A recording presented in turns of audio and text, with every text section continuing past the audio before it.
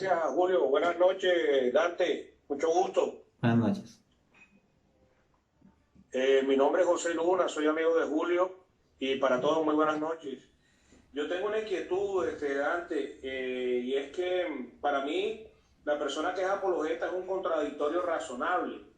No sé si entiendes lo que estoy diciendo, pero voy a ser un poquito más extenso. O sea, pienso que como la apologética es la parte de la teología que defiende de forma razonable los dogmas de fe, entonces te hago la pregunta porque ¿en qué momento o cuándo utiliza uno de manera efectiva la razón o el misterio para entender a Dios? Por ejemplo, tú sabes que Dios es un misterio y citando a Santo Tomás de Aquino, tú sabes que estaba Santo Tomás de Aquino a la orilla de la playa, tratando de descubrir los misterios del Señor, cómo era Dios, entenderlo como tal, y se encuentra con un niñito que está sacando agua del mar y echándola en un huequito.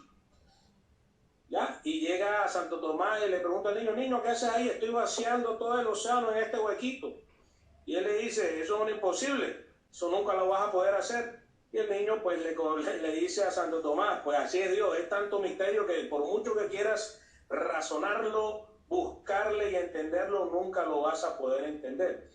Entonces, ¿cómo hace uno, Dante, para acercarse o para acercar a una persona a Dios utilizando el medio apologético cuando son dogmas de fe y hay que creerlos como tal? Sin duda, sin mayor explicación, porque son verdades absolutas. Entonces, ¿cómo hace uno? Quisiera que tú me ayudaras para saber cómo llegarle a una persona a través, como ahorita que decía Julio, que explicaba lo de la Eucaristía y también lo de la parte mística.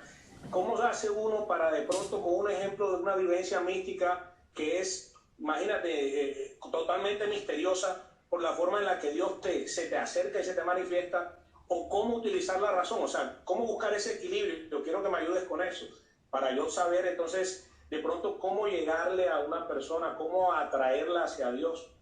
Ayúdame, por favor. Bien, a ver, bueno, primero precisar que esta anécdota se atribuye a San Agustín, ¿sí? Y es una anécdota en donde San Agustín estaba reflexionando en la playa sobre cómo entender la Trinidad. Y pese a eso, San Agustín escribió un libro sobre la Trinidad. Y San Agustín es proclamado doctor de la Iglesia y dentro de las grandes obras de San Agustín está De Trinitate, su tratado sobre la Trinidad. El problema no es el que con nuestra razón podamos acceder a ciertas cosas. El problema es si con nuestra razón pretendemos encerrarlo todo y pretender que ya captamos absolutamente todo de Dios. Santo Tomás distingue en ese sentido la comprensión del conocimiento. Nosotros podemos, por medio de la razón, conocer ciertas cosas de Dios, en tanto el conocimiento se entiende como una proyección de nuestro entendimiento a la realidad del objeto que es Dios. Pero si hablamos de comprensión, comprensión significa abarcar el 100% del objeto en nuestro intelecto. Y de Dios, que es infinito, y nuestro intelecto, que es finito, eso no va a ser posible, no lo vamos a poder abarcar al 100%. Entonces, ¿cómo entender esto del misterio?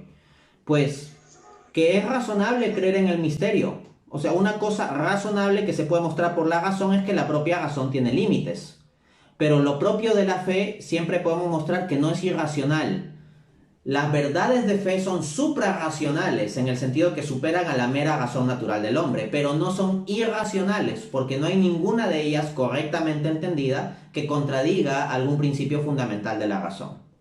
Luego, hay que entender que un católico debe creer firmemente las verdades de fe, los dogmas definidos. Pero eso no significa que sin explicación. O sea, que no debamos tener dudas en nuestro corazón, eso por supuesto es lo que se espera, lo ideal. Pero eso no es lo mismo que decir sin explicación. Precisamente profundizar en la fe católica es conocer la explicación. Yo no solo creo, Jesús está presente en la Eucaristía, punto. No, o sea, en el catecismo hay una explicación a este respecto, hay una formulación a este respecto. Leo a Santo Tomás y las explicaciones que da sobre la Eucaristía y a San Agustín y tratados espirituales también y todo ello. Entonces, el hecho de que creamos firmemente en un dogma no es contradictorio con el hecho de que busquemos profundizar en la explicación.